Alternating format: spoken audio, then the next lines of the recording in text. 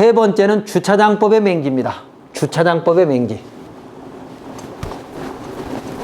주차장법은 최근에 강화되기 시작했지만 단독주택을 제외하고 다중 또는 이용하는 그런 건축물에는 주차장법이 굉장히 중요합니다. 그래서 주차장법의 맹지 그러면 크게 세 가지를 짚어봐야 됩니다. 첫 번째는 부설주차장. 모든 건축물은 부설주차장을 만들려고 돼 있죠. 원칙이. 그런데 이 주차장법은 지자체 조례로 위임이 돼 있기 때문에 강화나 완화되어 있습니다. 그래서 주차장법에 대해서는 전문가의 자문, 사전 상담을 반드시 받으셔야 됩니다. 주차장법은. 비도시 지역은 교통량이 많지 않기 때문에 완화되어 있고 도시 지역은 강화되어 있는 것이 더 많습니다. 자, 그래서 부설 주차장은 차로 너비가 2.5m 이상이어야 된다. 차로, 자동차 통행로가 2.5m 이상이어야 한다라고 하는 규칙 11조에 있는데, 자, 그렇다면 어떻습니까? 우리는 단독주택을 지으면서 주차장법에 의한 부설주차장 설치 의무가 있는 것은 4m 이상의 도로에 2m 이상이 접하는 것이 아니라 2.5m가 접할 수 있는 것이 토지를 구해야 안심할 수 있다는 겁니다. 주차장법에서 부설주차장의 차로는 2.5m 이상이니까 2m냐 2.5m냐 갖고도 다툼이 있을 수 있습니다. 그래서 주차장법이 중요한 거고, 두 번째는 출입구의 폭. 출입구의 너비가 3m 미만이면 맹지다라고 하는 규정이 있고요. 그 다음에 세 번째는 노회주차장.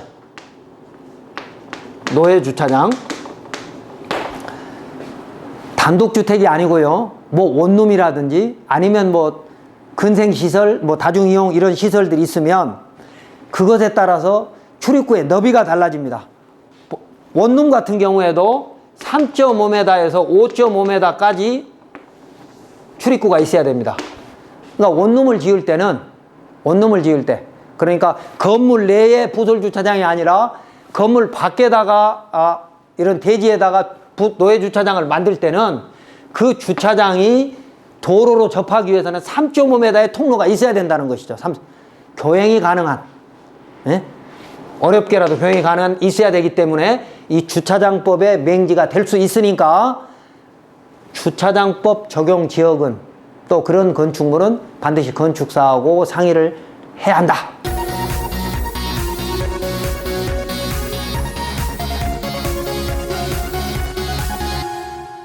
네 번째는 각종개발법의 맹지입니다. 각종개발법에. 그러니까 현황도로를 이용하는 경우도 있지만 이 개발법이라는 건 현황도로가 아닌, 그러니까 도로를 새로 만들 경우 또는 뭐 허가를 받아야 될 경우에 대한 내용입니다. 그래서 개발행 허가를 받지 못하면 맹지가 되는 것이죠. 또 도로법 도로에 연결을 못하면 맹지가 되는 것이죠. 설명하도록 하겠습니다. 첫 번째는 국토계획법에 의하면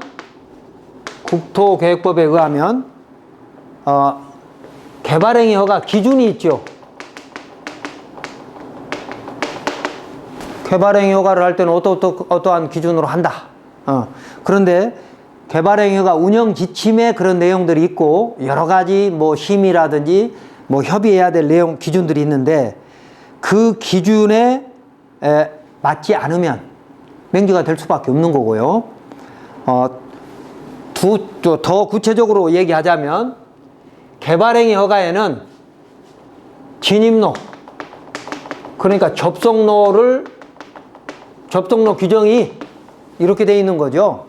5,000제곱미터 이하일 때, 5,000에서 3만 미만일 때, 3만 이상일 때, 이렇게 세 가지로 나눠져 있는데 이 면적 구분도 지자체 조례로 세분화할 수 있도록 되어 있습니다. 그래서 지자체마다 조금 달리 할 수 있으니까 조례를 잘 보셔야 되는데, 이 개발법에 의해서 맹지인가 아닌가에 대한 판단을 하시려면 토목측량설계사무실, 건축사는 별도로 공부하지 않으면 모릅니다. 건축사는 그래서 도로법이라든지 사도법이라든지 기타 관련법에 의한 공부는 토목 측량설계사무실에 물어야 되는데 우리는 기본적인 개념만 알자는 거죠. 개발행위 허가는 5,000제곱미터 미만일 때는 4m 도로가 있어야 한다. 그리고 3만은 6m, 3만 이상은 8m. 자, 그래서 진입도로가 이렇게 확보돼야 되는데, 자, 현황도로인 경우에, 그러니까 현재 우리가 건축허가를 넣으려고 하는 부지가 지목이 대나 또는 대를 포함한 6가지 있다 그랬죠? 학교용지, 공장용지, 창고용지, 주차장, 주유소. 극히 제한적이지만 잡종지에도. 그러니까 옛날에 창고용지나 주차장, 주유소라는 지목이 없을 때는 잡종지라는 지목으로 하는 경우도 있었습니다. 그러니까 형질 변경, 개발행위 허가를 받아서 형질 변경을 해서 대지화, 지목이 대처럼 만들었는데 마땅한 지목이 없어서 잡종지라는 지목을 부여했던 적이 옛날에 있었습니다. 그래서 그건 예외적으로 있습니다만, 그래서 6가지, 6.5가지 지목에는 인 경우와 그 진입로가 현황도로인 경우에는 또 달리 살펴야 될 필요가 있다는 것이죠. 예를 들면 개발행위 허가에서 아까 4m, 6m, 8m 도로가 있어야 되는 것이 원칙이나 농업용 시설이나 1,000제곱미터 미만의 단독주택, 그리고 일종 근생, 이것도 1,000제곱입니다. 그러니까 300평 이하의 단독주택과 일종 근생은 기존의 마을 안길과 농로를 이용할 수 있다라고 돼 있으니까 개발행위가 기준에 일단 맞는 거죠. 그런데 그 다음에, 자, 그러면 마을 안길이 사유지다, 농로가 사유지다라고 할 때는 어떡할 거냐? 다툼의 여지가 있습니다만, 비도시 면적은 건축법 44조의 접도 의무 내지는 45조의 도로관리대장, 46조의 후퇴선, 이런 것들이 적용이 안 되기 때문에 마을 안길이나 농로를 이용해서 단독주택 허가를 받을 때는 사용승낙이 필요 없다라고 생각하는 것이 원칙입니다. 자, 그리고 두 번째는, 첫 번째는 국토계획법에 의한 맹지 여부를 가려보는 거고요. 국토계획법. 그 다음에 두 번째는 도로법에 의한 맹지입니다. 도로법이라고 하는 것은, 자, 기존 도로가 이렇게 나가고 있습니다. 도로법의 도로는 7가지입니다.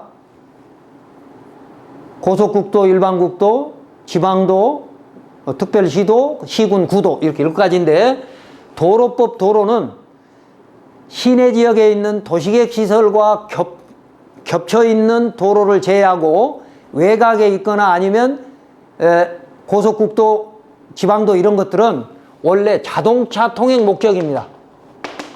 그러니까 자동차 통행에 지장을 주는 그런 토지는 안 되는 것이죠. 토지 이용은 안 된다는 거예요.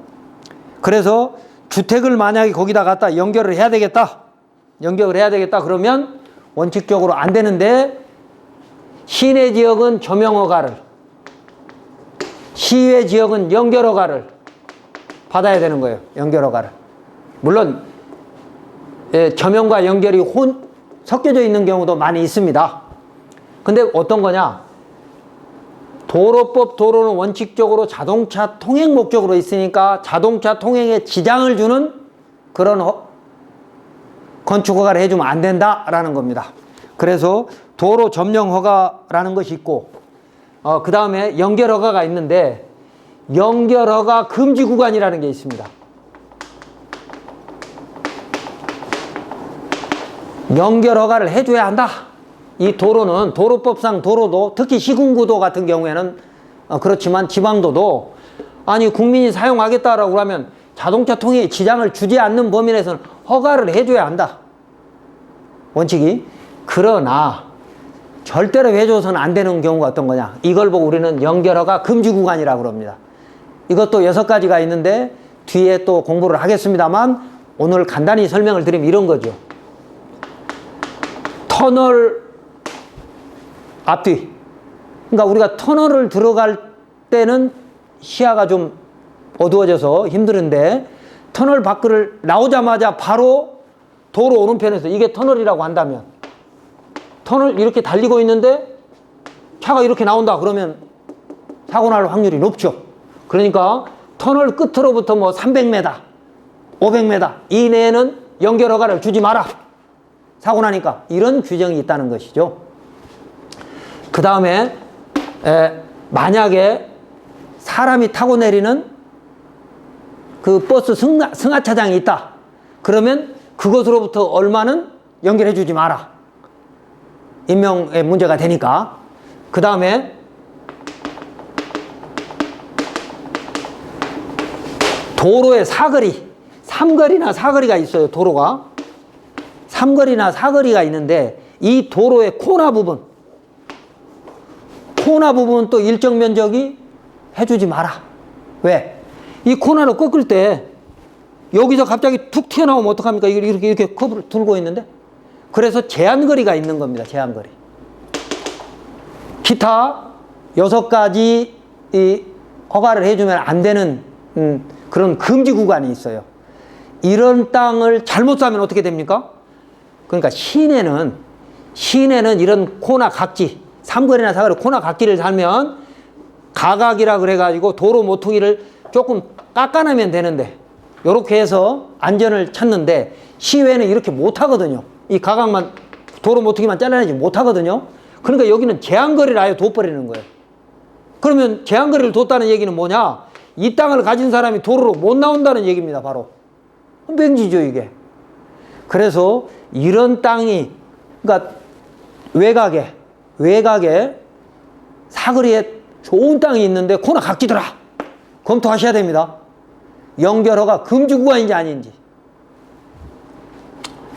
자, 그래서 두 번째는 연결허가 금지 구간. 세 번째는 아까도 설명드렸습니다만 주유소 같은 경우에 여러분 진출입로 보셨죠? 주유소.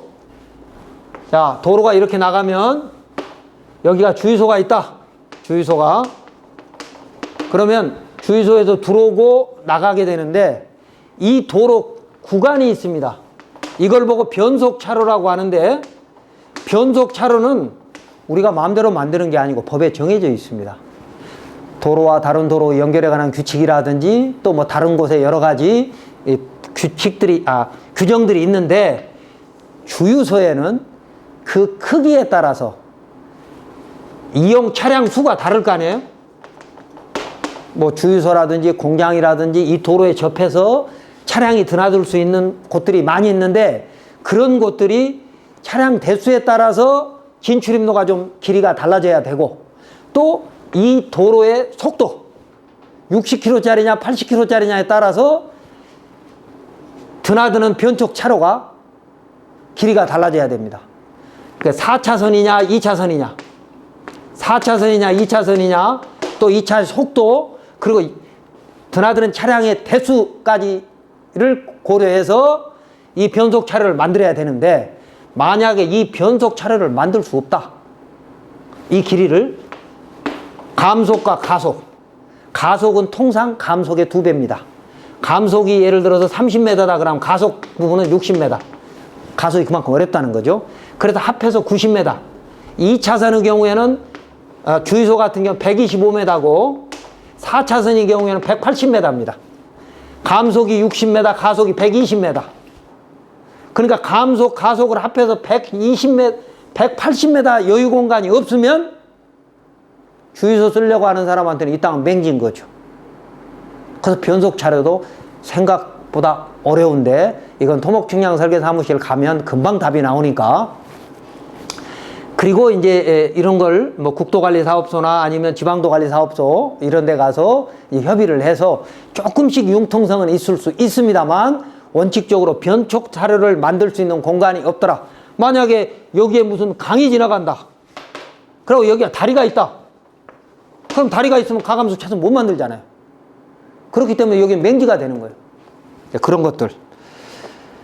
그런데 이제 하나만 더 여기서 말씀을 드리면 새로 도로가 나가면서 기존의 마을길 같은 농사길이 되든 뭐 차량이 드나들던 통로가 되든 기존의 마을 안길이 있으면 그건 존치를 시켜야 됩니다. 기존의 마을 안길. 그러니까 새로 도로법에서 도로가 나가거나 도시계획시설 도로가 나갈 때도 그 새로운 도로가 생기기 전부터 있었던 통로는 반드시 대체 도로를 만들어 주든지 아니면 그 도로를 살리든지 둘 중에 하나 해야 되기 때문에 크게 걱정 안 해도 됩니다. 다음에 이제 세 번째는 도로 관련법입니다. 개발법의 맹지, 세 번째는 도로 관련법. 그러니까 이 중에 도로법 도로가 아닌 도로를 우리는 농어촌 도로라고 하죠. 면지역에 있는, 시골 면지역에 있는 걸 주로 농어촌 도로라고 해서 면도, 리도, 농도 뭐 이런 것들이 있는데, 농어촌 도로법에서 만들어진 도로는 그럼 어떡할 거냐? 준용도로라 그래서 도로법에 준용되면 도로법 기준으로 맞는 거고, 준용이 되지 않으면 그보다 낮은 제한 규정이 또 있습니다. 이런 것들은 토목풍량설계사무실이 잘 알고 있고요. 그 다음에 이제 주차장법, 주택법들이 있는데, 주택법은 세대수에 따라서 진출입 너비나 뭐 이런 것들이 달라져야 되겠죠. 그래서 세대수에 따라 다른다라는 것만 알고 계시고, 그 다음에 이제 이런 거죠. 만약에 댐을 건설을 한다, 아니면 어디에다 신도시를 건설했다, 또는 어디에다 택지 개발을 했다, 또 어디에다가 무슨 관광시설을 만들었다 라고 했을 때, 그런 곳에 가기 위해서 진입로를 별도로 만들었다면 그 도로를 관리를 누가 하냐에 따라서 그 관리자의 동의가 필요할 수도 있습니다. 그런데 관리자가 동의를 안 해주면 맹지가 되는 거죠. 예를 들면 어느 산 쪽에 댐을 만들었는데 그 댐으로 가기 위해서 2차선 포장도로를 만들었어요. 댐에 여기가 댐이 있다. 댐이. 그런데 댐으로 올라가기 위해서 2차선 포장도로를 이렇게 만들었어요. 근데 2차선 포장도로에 여기에 접해 있는 밭이 있다. 그러면 여기가 2차선 포장도로니까, 포장도로, 말짱한 도로니까, 이거 뭐, 주택은 예외가 있으니까 문제 없겠지, 맹지 아니겠지 라고 생각할 수 있으나, 지자체에서는 이 도로 관리자의 동의를 받아오라고 합니다. 그러니까 수자원공사 동의가 필요할 수도 있다는 것이죠. 댐 관리는 수자원이 하니까. 그런데 그쪽에서 동의를 안 해주면 이 땅은 맹지이거나 아니면 뭐 고충민원 신청하고 또 안 되면 권익위에다 보내고 해서 복잡한 절차를 걸쳐서 허가를 받을 수밖에 없는 그런 경우도 있을 수 있다는 것이죠. 그러니까 예를 댐만 들었습니다만 수많은 그런 공공시설들을 만드는데 진입로가 있다. 그럼 그 진입로를 관리를 하는 그 부서의 동의가 필요할 수 있다. 지자체마다 조금씩 달라요. 이런 도로는, 말짱한 도로는 그냥 허가해주는 지자체도 있고요. 반드시 그 관리자의 동의를 받아오라고 하는 지자체도 있고, 특히 단독주택이 아니고 다중이용시설이나 조금 규모가 큰 시설은 반드시 동의를 받아오라고 합니다. 그래서 그런 동의를 못 받으면 맹지다 라고 생각하시기 바랍니다. 자, 지금까지 맹지 종류 크게 4가지로 나눠서 지적도의 맹지, 그 다음에 건축법의 맹지, 그리고 세 번째 주차장법의 맹지, 네 번째 각종 개발법에 의한 맹지를 살펴보았습니다.